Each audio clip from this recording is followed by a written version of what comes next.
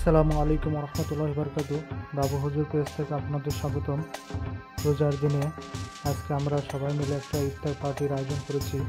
মূলত উদ্যোক্তা সোহেল, আইনুল ভাই, জাহাঙ্গীর ভাই, রেজাউল ভাই, আরও অনেকেই। তাদের উদ্যোক্তার পরিপ্রেক্ষিতেই এইটা আয়োজন। মাঝে মাঝে এই ধরনের আয়োজন করলে ভালোই লাগে।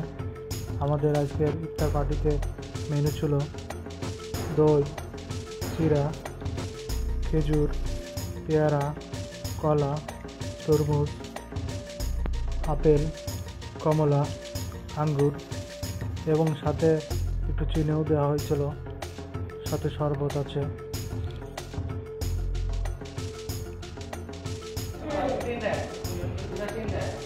আমাদের ইফতারের আয়োজন চলছে, আর কিছুক্ষণ পরে ইফতার করবো আমরা।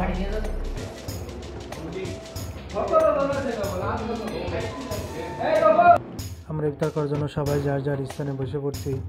বসে সবাই যার যার মতন পিক নিচ্ছি পজিশন নিয়ে।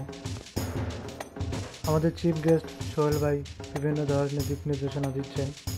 আর কিছুক্ষণের ভিতরে আজান হয়ে গেল। অধীর আগ্রহে আল্লাহর ডাকে অপেক্ষায় রয়েছি, কখন আল্লাহ তাআলা ডাক দিবে তখন আমরা ইফতার করব, সেই ডাকের অপেক্ষায় আছি। সবার সামনে খাবার নিয়ে বসে আছি আল্লাহর ডাকের জন্য।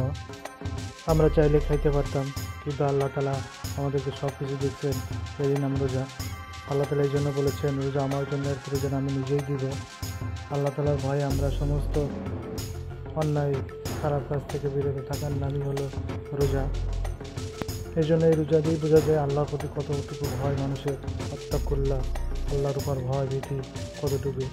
এইরকম যদি আমরা সারা সময় আল্লাহকে ভয় ভীতি করতাম, তাহলে পৃথিবীতে অনার অবিচার হানাহানি থাকতো না।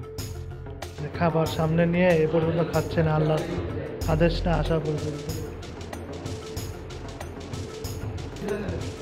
বিসমিল্লাহ, সবাই যাবেন।